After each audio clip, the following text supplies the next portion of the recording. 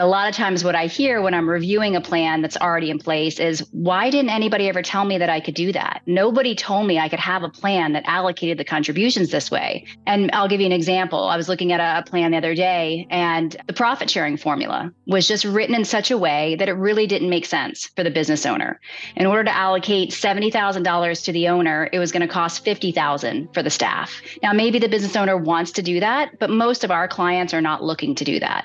We try to design a plan, quite honestly, to allocate anywhere between 75 to 95% of the contributions to the owner. And I took that plan, reviewed it, crunched the numbers, had a call with the client, and showed them I could still allocate the same 70,000 to the owner, and staff costs drop to 20,000. Now, he can always give the employees more if he wants to. That's certainly an option. But we usually start with, what's the minimum that you're required to give? And that was simply just a change to the plan document. And I'm not doing anything that's aggressive. I'm not doing anything that's not, stated right there in the code. So you might ask, why don't all TPAs do this? And quite honestly, it really just comes down to expertise. A lot of TPAs just don't have the knowledge of how to do this. It comes down to just not wanting to put in the extra time. But that's what our specialty is. It's designing plans that work better for the owner. I often also see employers that have employees, so it's not an owner-only situation. They actually do have W-2 employees, and they have a SEP, or a simplified employee pension.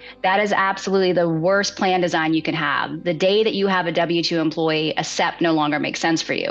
And the reason I say that is, in a SEP, if I want to allocate 25% of compensation to the business owner, I have to give the employee 25% of their compensation. That obviously doesn't make sense. The business owner would be better off just taking that home as compensation and paying taxes on it than to give their employee 25% of payroll. With a 401k plan with a profit sharing feature, as long as it's written correctly, I can typically allocate 25% to the business owner and only 5% to the staff. So again, it really comes down to plan design, and we will review the entire plan the way it's currently written, make recommendations. A lot of times it's just a few changes to the plan documents to make significant changes. Or if it's a brand new plan, we get them started on the right foot by really spending time in that initial phase. Because honestly, when you write the legal documents for these plans, it's 50 pages worth of choices. And every plan could be designed a little bit differently. And your TPA has to understand that this choice works well for this client, but it could be completely different plan design for this client.